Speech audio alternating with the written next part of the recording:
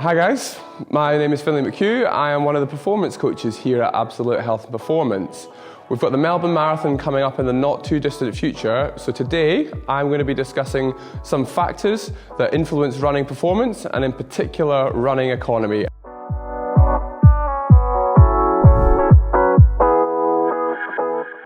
First off, there are three main elements to running performance. We have got your VO2 max, which is probably the most commonly recognized performance indicator. We have your lactate threshold, and also in more elite running, we have running economy. So let's run through each of those factors and give you a bit of an understanding of what is involved with it. So first up, we have VO2 max, probably the most commonly recognized measure, and is definitely a good starting point. So the VO2 max is the amount of oxygen that your body can use to create energy. And it's typically associated with endurance sports, such as marathon running, cross-country skiing, cycling, or even a bit of rowing performance as well. Now, for a novice runner who is maybe just starting out, then focusing on your VO2 max or your aerobic ability is definitely the first place to start. And that's going to involve just getting miles in your leg and being able to build the capacity of your heart and lungs, working blood around the body. As you progress though, and what research shows us is that VO2 max isn't actually a great indicator of good running performance in more advanced runners. And there are other factors that kind of come into play. And the first factor of that is lactate threshold. So this is the amount of lactate or metabolites that build up in your blood as you're exercising at higher intensities. So a higher intensity could be like when you're running a little bit faster, or maybe you're completing a workout that involves you moving quickly, such as burpees and jumping. That will build up in your body's system, and when your body is unable to clear it out of the blood and utilize it for energy, then it will overload and there'll be too much in your system and your body will be screaming, and that might be where it's quite commonly associated with feeling like you've got a lot of lactic, or you can almost taste it in the back of your mouth.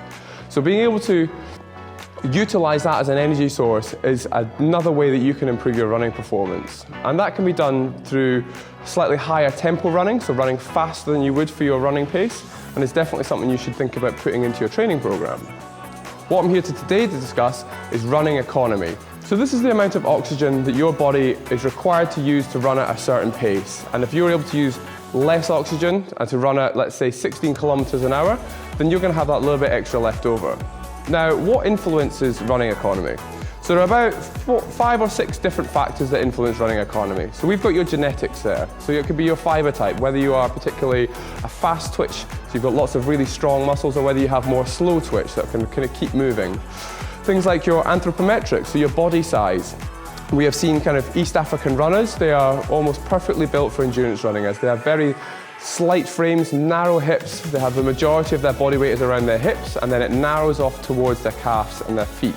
That's much more economical for running, as you've got a smaller leg working through your gait.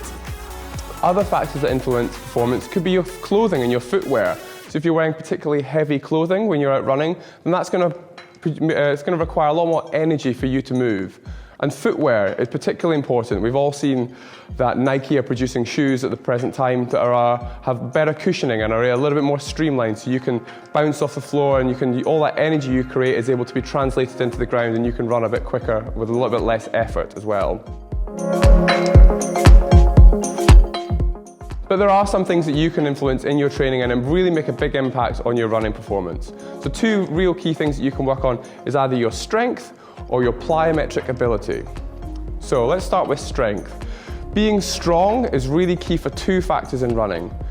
Injury prevention, so allowing you to be out there running more often and more frequently, injury-free, and then actually running economy. So the running economy meaning that every time you lift your leg off the ground, you push into the floor, you lift it up, and you come back down to touch the ground again, and that requires a little bit less muscle activation compared with someone that is weaker. So if you're strong, that running gait is going to be a little bit less taxing, and you'll be able to have a little bit more in the tank. And then secondly, plyometric. So every time you contact the ground, you go through something called a stretch shortening cycle. So the stretch shortening cycle involves a relationship between your tendons and your muscles. For example, every single time your foot is coming down to contact the ground, as soon as it makes contact, your calf muscles will lengthen and they will try and stiffen quickly, and then that will transfer into your Achilles tendon and other tendons around your leg so that you can then spring off the ground quickly. Now that lengthening process creates a little bit of energy and a little bit of elastic energy in your foot and your ankle. If you're good at creating that elastic energy, then that means that you're going to require less effort from your actual muscles, so you can then spring and you're almost bouncing along. So you can often hear the phrase that sprinters kind of skim the ground, whereas runners or joggers are kind of plodding through the ground, all right? Because sprinters and good runners are very economical at hitting the ground with long limbs and very upright, and they have good stretch shortening cycle, so they're able to spring along the ground. So that stretch shortening cycle can be improved upon, and you can make a really big difference to it by just completing some fairly simple strength training. Exercises such as a step up, squatting, and also hinging movements provide strength in your quadriceps, your calves, and also in your glutes and your hamstrings as well, and they all work together to be able to produce more force into the ground. So for plyometrics, there are some simple exercises that you can put in place as well. Exercises such as pogos or ankling are great exercises at targeting specifically your ankles, so they improve the stiffness and you get better strength through them as well. So if you're able to implement those in your warm-ups or at least twice a week, that can have an amazing impact in your running performance. So in summary, we have three main ways that you can improve your running performance. We've got improving your VO2 max, which can be done by primarily aerobic-based training.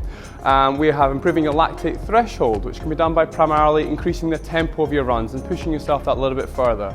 And then lastly, we've got improving your running economy, which is you can make a big difference to by taking note of what footwear you have, your clothing, and then primarily improving your neuromuscular performance through either strength training or plyometric training.